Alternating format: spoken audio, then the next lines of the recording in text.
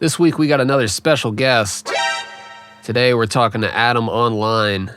He's a Metal Gear enthusiast, a Twitch variety streamer, a machinima maker. He's been in the Metal Gear community for a long time. Just recently started dabbling in the MGS1 speedrun community. How's it going today, buddy? Yeah, it's great. Thanks for having me on. I've had like 2 monsters and 50 cups of coffee today, so I'm good. I'm good. Damn. How are you not dead? Severe caffeine resistance due to caffeine addiction, pretty much. I'm trying to cut back and like 1 cup of coffee a day, and then if I want anything, it's either water or green tea. Oh, maybe I should do that. I gotta drink ginger ale, but I can't, like, the closest thing I can do to caffeine is tea. Otherwise, I just get, become a problem child. Anything higher than that. Coffee's just too much. Yeah, it's way too much. Is that what speedrunning is? It's just, you guys are all just like hopped up on shit and playing video games? Yeah, pretty much. We're chemically enhanced, yeah, on the old stimulants, on the old caffeine.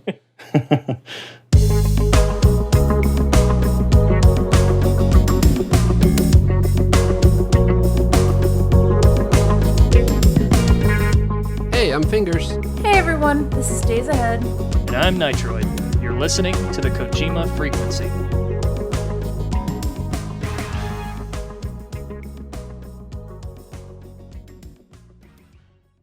I was going to say, because some of those things that you guys pull off are just impossible to follow sometimes. Like, I don't even want to think about how much you practice. Oh, I spent the whole... We decided on it, I think it was like a week and a half before the day. And I pretty much spent the entire week just practicing my runs and chipping away at my times and things like that. Getting the routes and things down. Getting up early for it. And for those that didn't see it, there was a race, actually, between Adam Online and Perfect Stealth on Twitch. They did it on multi-Twitch, actually, so you could kind of just watch both of them going at the same time. And it was neck and neck there for a while, but then one little small error can just flip the whole race around. And sadly, that's what happened with Adam here. That's all it takes. But yeah, dude, for you just learning this run in the past week, man, that was impressive, man. What was your final time on the run? My final time on the run was 1 hour and 36 minutes. Jesus. My personal best was 1 hour and 34. Okay. I had it in my head that I wanted to get as close to 1 hour 20 as I could. And I think with the run that I've got, I think I could do it with no mistakes. Mm-hmm. But yeah, unfortunately, I made a couple of mistakes along the way there, so I ended up with 1 hour 36, but it was good fun nonetheless. Yeah, and shout out to Perfect Stealth. He's like he's a machine when it comes to these runs, man. He's out there just not making mistakes. He's been practicing this game for how long? I'm not sure. You probably know that information more than I do. Oh, years and years, man. He used to do a bunch of speed running on MGS1. So for him it was kind of just like dusting off the old techniques, getting familiar with it again. Yeah, had an advantage for sure. Yeah. Speedrunning can seem kind of intimidating. I've tried to look into it before, but it seems like there's a ridiculous amount of information on it. Like, where in the world do you even start if you want to get into it? So, how did you start? I started basically just by saying I was conscious of going into it, and I didn't want to just kind of emulate someone else's route. So I just said to Stealth, I was like, do you have any tips? And he gave me a couple of kind of essential tips, like canceling animations by equipping a weapon and things like that. Things that drastically help and they're considered kind of essential. I was like, cool, those are good building blocks. I'll build up from there. And then I did a couple of streams. And I had a couple of the guys from the speedrunning community actually join me in chat, and it was fun because they were interacting with me and giving me pointers and tips and things like that. So that was my process. I kind of just started by playing it how I know, with those added, extra sort of essential techniques you need to know for it, and then just chipping away at it. And I'd do a part, and then someone would chime in and say, "Oh, you can do this a bit quicker if you do this or you do that." So it was just kind of chipping away at it slowly. So how far of like when you started doing this, what sort of times did you start at, and then like what's been the progression since then? Just So out of curiosity. Yeah, so my first time was 1 hour 55. That was my first attempt. So I did a couple of playthroughs, and then I was like, right, okay, this is my attempt number one, and that was 1 hour 55. And then, as I say, I had people in chat kind of giving me, tips and pointers and things.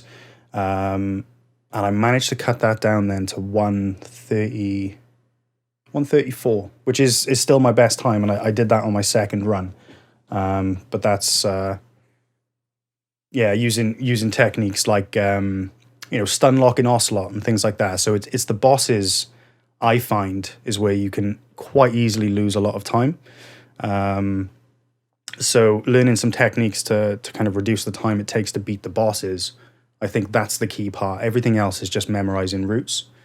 There's a little bit of RNG with the bosses as well that you've got to kind of take into account and minimize. So, for example, if you go into the fight with Sniper Wolf, for me, I found that getting started with that fight, I needed her kind of in a specific position. Otherwise, she can just keep shooting you, and she gets a lot of shots off. So, one technique you can do is if you look in first person view and then lean with L1 or R1, Sniper Wolf always shoots where Snake's, I guess, character model actually is, which the camera isn't, and that's what kind of has the hitbox, I guess.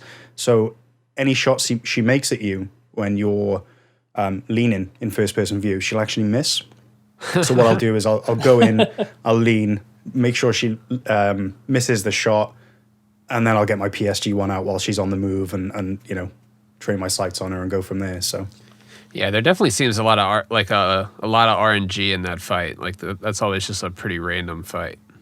And then I think they mentioned that like Vulcan Raven tends to be the most RNG. Yeah. Can you elaborate on that? Yeah, so there's a technique. I actually tried it on the race, and I got lucky with the RNG. So when you start the fight, he can either go north or I think he can go west in the permafrost room. And if he goes north, you can actually stun lock him with the Nikita.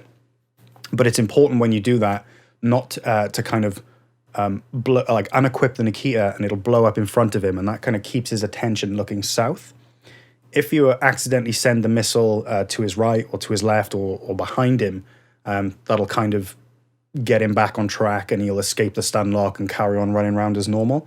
So that's RNG, whether or not he moves north initially at the start of the fight. And he did that for me, but unfortunately I kind of detonated the missile too close to him. I think it was to his left or to his right, and that moved his attention elsewhere, and he carried on running. So yeah, there is a bit of RNG there. Huh. So you started this on the PC version, right? Yeah.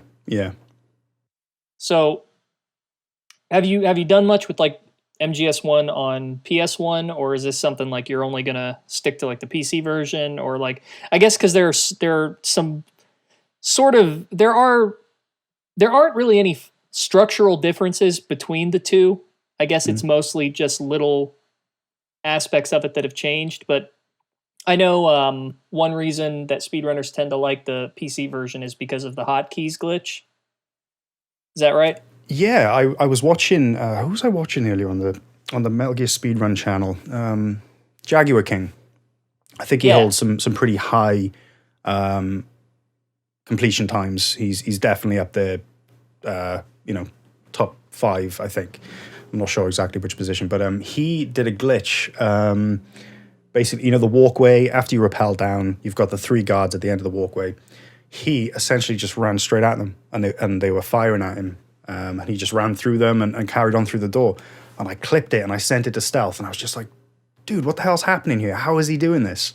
And he's like, yeah, that's the hotkey glitch. So something to do with equipping, I think, the Nikita or the Stinger, switching to the chaffs, using the hotkeys, and yeah, that's like an invincibility glitch essentially. But yeah, it's so crazy how people like figure out stuff like that. It's like you had to be sitting there just like pressing something over and over.